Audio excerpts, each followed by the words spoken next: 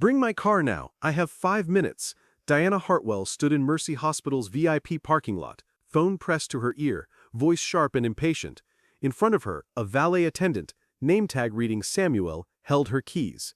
"Right away, Ms. Hartwell," the man said quietly. "So you know who I am?" Diana ended the call, looking at him properly for the first time. The man nodded. "I've seen you coming here every day, for 3 months, visiting Mr. Hartwell." Diana's face hardened. "Yes, my father, and I'm in a hurry now, because," her voice cracked, "because the doctors just said there's no hope left." Samuel paused. "Did they make a diagnosis?" Diana let out a bitter laugh. "No, dozens of tests, 6 specialists, 3 months, no clue. They call it unknown neurological disorder." As if that's an explanation. Samuel looked at the keys in his hand, then at Diana. "Could I see the MRI results?" Diana raised her eyebrows. "What? Your father's brain MRI? If you have them with you, you're a valet attendant." Diana's voice was mocking. "You think you can read an MRI?" Samuel's expression didn't change. "Yes." Diana laughed. Not a real laugh, a disbelieving, exhausted sound. Okay, why not? Today's already my worst day. Might as well get more absurd." She pulled the envelope from her bag, handed the MRI films to Samuel. Samuel took them, held them up to the light. His eyes moved, fast, systematic, professional. 30 seconds passed, then Samuel spoke. "Behçet syndrome. Vascular variant." Diana froze. "What did you say?" "Your father's white matter lesions. Here, and here. They're asymmetric and perivascular. This is Behçet's, an autoimmune disease, rare but treatable. Your doctors are treating him for bacterial infection. That's why he's getting worse." Diana's phone slipped from her hand. Who do you think you are?" Samuel handed back the MRIs. "I used to be Dr. Samuel Cross, Johns Hopkins Neurology Department, 15 years ago. Now I'm just a valet attendant. But I've seen this disease 200 times. Diana couldn't breathe. "And if your doctors don't change treatment within 48 hours, Samuel continued quietly, "your father will die." Diana Hartwell's story was filled with success. At 34, she was CEO of Hartwell Medical Group, the company her father Richard had founded. A giant in medical imaging equipment, she'd doubled in size over the past 5 years. She'd made Forbes' 30 Under 30 list, given a TED Talk, had offices in 5 countries. But that success had come at a cost. 2 marriages both failed. The first right after graduating from Yale. The man couldn't handle Diana's work hours.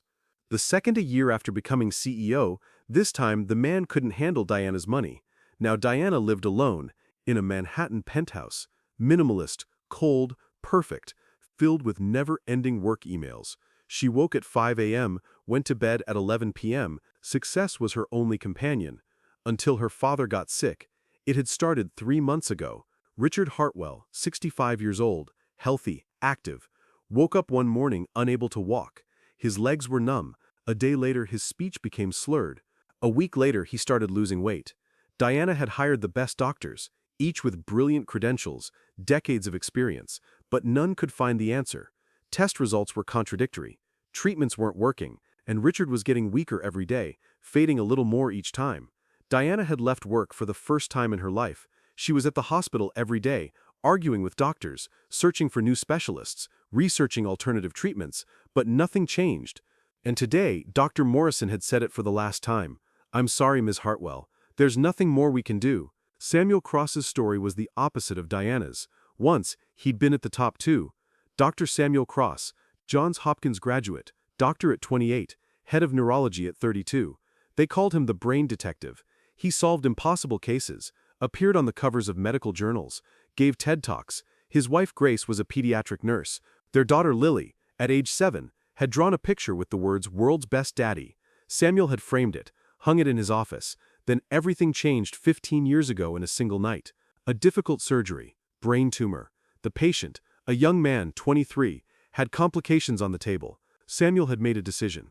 Quick, bold, risky. The surgery was technically successful, but the patient never woke up. The family sued, though the court found Samuel not guilty. From that day the hospital administration labeled him problematic.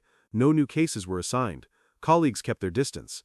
A year later, Grace was diagnosed with cancer. Stage 4. Samuel, that brilliant neurologist, couldn't save his own wife. After Grace died, Samuel left medicine, didn't renew his license, rejected offers, disappeared.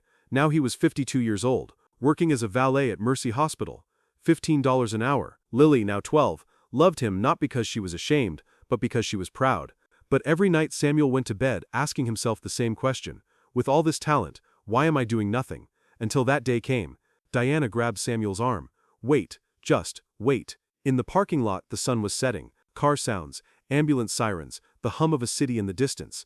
Are you Dr. Samuel Cross? Diana's voice was a whisper. That Dr. Samuel Cross? Samuel turned his head. You know me? Johns Hopkins Neurology? The article series on Behçet syndrome? That study published in 2008. Diana stopped. My father showed me that work. When I was in medical school, he said, this man is a genius. Samuel smiled. It was a bitter smile. That man died 15 years ago, but you're still here. You still recognize the disease. Recognizing and treating are different things. Samuel handed back the MRIs. I can only tell you what you need to look for. The rest is the doctor's job. No. Diana shook her head. You come inside. You tell the doctors. Samuel pulled back. I'm not a doctor anymore. But you can save my father. I can't save anyone. Samuel's voice hardened. I used to think I could. But I was wrong. Diana looked at him. Really looked.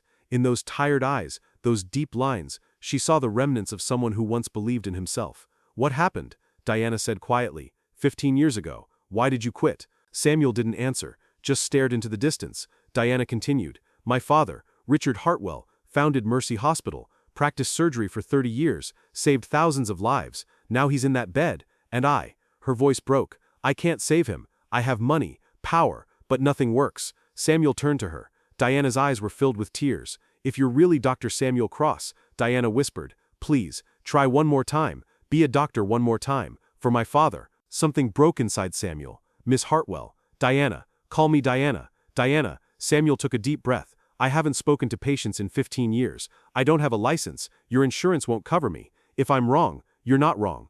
Diana's voice was firm. I saw it in your eyes. You just looked at the MRIs and knew instantly. That wasn't luck. That was expertise. Samuel thought quietly, then nodded. Okay, but only as a consultant. I'll talk to your doctors. They'll decide. Diana smiled. For the first time in 3 months, it was a real smile. Thank you. Mercy Hospital's VIP floor was like a luxury hotel. Wide corridors, soft carpets, artwork on walls. But disease was the same here. Sterile, merciless, undemocratic. Samuel followed Diana. He was still wearing his valet uniform. Nurses gave him strange looks. A security guard wanted to ask questions, but Diana said, he's with me, and no one dared object. Richard Hartwell's room was at the end of the corridor. When Samuel entered, his heart clenched. The man in the bed, once a strong, vibrant surgeon, was now a shadow, gray skin, eyes closed, breathing shallow and irregular. Diana sat beside her father, held his hand. Dad, I want you to meet someone. Richard didn't open his eyes. He couldn't speak. Samuel approached, checked the monitors, irregular heart rhythm, low oxygen levels, kidney function deteriorating. How long has he been like this? Samuel asked. 2 weeks ago, he couldn't speak anymore. Diana answered. A week ago, he couldn't walk. 3 days ago, he doesn't recognize me anymore. Samuel nodded, gently lifted Richard's eyelid, looked at his pupils.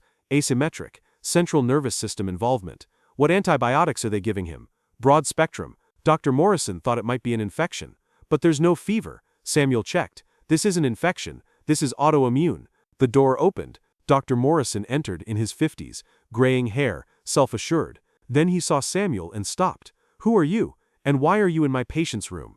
Diana stood. Dr. Morrison, this is Dr. Samuel Cross, from Johns Hopkins Neurology Department. I asked him to look at my father's condition. Dr. Morrison frowned. Dr. Cross, that name sounds familiar, but... He paused. Wait, aren't you the doctor who lost his license? I didn't lose my license. Samuel remained calm. I chose not to renew it, by my own choice. So what are you doing now? Working as a valet, at this hospital? Dr. Morrison turned to Diana. You can't be serious. This man, Diana interrupted, diagnosed my father's illness in 30 seconds. Your team couldn't do it in 3 months. What diagnosis? Dr. Morrison's voice was mocking. Behçet syndrome, vascular variant. Samuel placed the MRIs on the table. Look, white matter lesions, perivascular pattern, brainstem involvement, classic. Dr. Morrison looked at the MRIs. His eyebrows rose. Behçet's? But the symptoms don't match. No oral ulcers, no eye involvement. Vascular variants may not have ulcers, Samuel explained patiently. Look at the cerebrospinal fluid, high protein, pleocytosis, markers of inflammation. And look, he showed another MRI. Compare the 2-week and 3-week MRIs. The lesions are progressing. This shows it's not responding to infection treatment. Dr. Morrison thought quietly, then called another doctor, Dr. Elena Rodriguez, autoimmune disease specialist. Dr. Rodriguez arrived, examined the MRIs. Her eyes widened. My God, this really could be Behçet's. Why didn't we? Because it's rare, Samuel explained. You see one, maybe 2 cases a year. But when I was at Johns Hopkins, I specialized in it, treated over 200 cases. Dr. Rodriguez looked at Samuel. Are you Dr. Samuel Cross, the one who did those studies? Samuel nodded. Dr. Rodriguez turned to Dr. Morrison. If he's right, and I think he is, we need to start Mr. Hartwell on immunosuppressive therapy, immediately. Dr. Morrison hesitated, then nodded. Fine, but the responsibility is yours, Rodriguez. I accept it. The following 48 hours were the longest of Diana's life. Samuel didn't leave the hospital. He took off his valet uniform, found old scrubs, worked with Dr. Rodriguez. They changed Richard's treatment, stopped antibiotics, started corticosteroids and immunosuppressants. The first 24 hours showed no change. Diana waited, prayed, couldn't sleep. At 36 hours, Richard's fever dropped. His pulse regulated. At 42 hours, he opened his eyes. At 48 hours, he spoke. Diana, his voice was weak, hoarse, but it was there. Diana cried, from happiness, from relief, from disbelief. Dad, Dad, you're here. Richard smiled. Where am I? You're in the hospital. You were sick. But. Diana looked at Samuel. Someone saved you. Richard saw Samuel, his eyes focused. I know you. Samuel approached. Dr. Samuel Cross. We haven't met before. But no. Richard shook his head. I read your papers. Johns Hopkins. The Behçet study. You were a genius. Samuel smiled. Maybe I was, once. You still are. Richard looked at Diana's hand, then at Samuel. What did you tell my daughter? How did you convince her? I just told her the truth, Samuel replied. And she listened. Richard looked at Diana. You always listened. Even when you were little, it was your best quality. Diana bowed her head. Tears came again. A week later, Richard was discharged. He was still weak, but recovering. Treatment would continue, for months, but the prognosis was good. Diana found Samuel in the parking lot. The man had put his valet uniform back on. What are you doing? Diana asked. Going back to my job. Samuel, you're serious. You saved my father's life, and you're going back to parking cars. Samuel shrugged. This is my job. No, your job is saving people, being a doctor. I'm not a doctor anymore, Diana, but you could be. Diana handed him an envelope. Renew your license. I can help. I have lawyers, connections. We can get you back in the system. Samuel didn't take the envelope. Why are you doing this? Because you deserve it, and because more people need you. Samuel thought quietly, then shook his head. I don't know. It's been 15 years. Maybe it's too late. It's never too late. Diana's voice was soft. My father taught me something. Your past mistakes don't define your future. What you do today defines it. Samuel closed his eyes. He saw Grace's face, Lily's face, and for the first time in 15 years, he saw a possibility, a second chance. Okay, he said quietly, let's try. 6 months later, Dr. Samuel Cross was working as a consulting physician in Mercy Hospital's neurology department. His license had been renewed. He had patients. He was writing papers. But most importantly, Lily was telling people at school, my dad's a doctor. And this time, she said it with pride. One Saturday afternoon, Samuel was sitting in his office when Diana came to visit. She held a file. What's this? Samuel asked. A new case. Difficult. No one can diagnose it. Diana smiled. They want you to look at it. Samuel opened the file, looked at the MRIs. His eyes moved fast, systematic, professional. This is rare, but solvable. Diana sat down. I knew you could solve it. How? Because you're Dr. Samuel Cross, and you always were. You just forgot for a while. Samuel smiled. Thank you for reminding me. I'm thanking you, for my father, for me. At that moment, Lily entered, 12 years old, hair in a ponytail, holding a drawing. Dad, I made you this picture. It's you, and she paused, seeing Diana. Oh, sorry, I didn't mean to interrupt. You're not interrupting. Diana stood. Can I see the picture? Lily shyly handed it over. The drawing showed 3 figures, Samuel, Lily, and another woman, all standing in front of a hospital. Who's this? Diana pointed to the 3rd figure. Lily wrinkled her nose. I don't know, just, Dad always looks lonely. I thought maybe. Samuel touched Lily's shoulder. It's perfect, sweetheart. Thank you. Lily smiled, ran out. Diana looked at Samuel. Between them was a silence, meaningful, full of unspoken words. Diana, Samuel began. Yes, maybe we could have dinner sometime. You, me, and Lily. Diana smiled. Not maybe, Samuel. Definitely. 2 years later, Richard Hartwell was speaking at the opening ceremony of Mercy Hospital's new wing, the neurology department, named after Samuel Cross. This man, Richard addressed the crowd, gave me a second chance, but more importantly, he gave himself a second chance. Applause. Samuel stood at the edge of the stage. Diana and Lily were beside him. He was holding Diana's hand. Lily, 14 now, was applauding for her father. The speech ended. People dispersed. Samuel, Diana and Lily walked in the hospital garden. "Dad," Lily asked, "do you really have no regrets about those years as a valet?" Samuel thought, "No, because those years taught me what matters: humility, patience, and most importantly, sometimes losing is the only way to truly win." Deep, Lily smiled. "But makes sense." Diana looked at Samuel. "Grace, your wife would be proud of you." Samuel smiled. "I know, and I think she's watching now, and smiling." The sun was setting. The three walked together, the doctor, the CEO, and their daughter, toward the future. Because sometimes, the darkest moments give birth to the brightest beginnings, and sometimes, a 30-second conversation in a parking lot can change two lives forever. The end.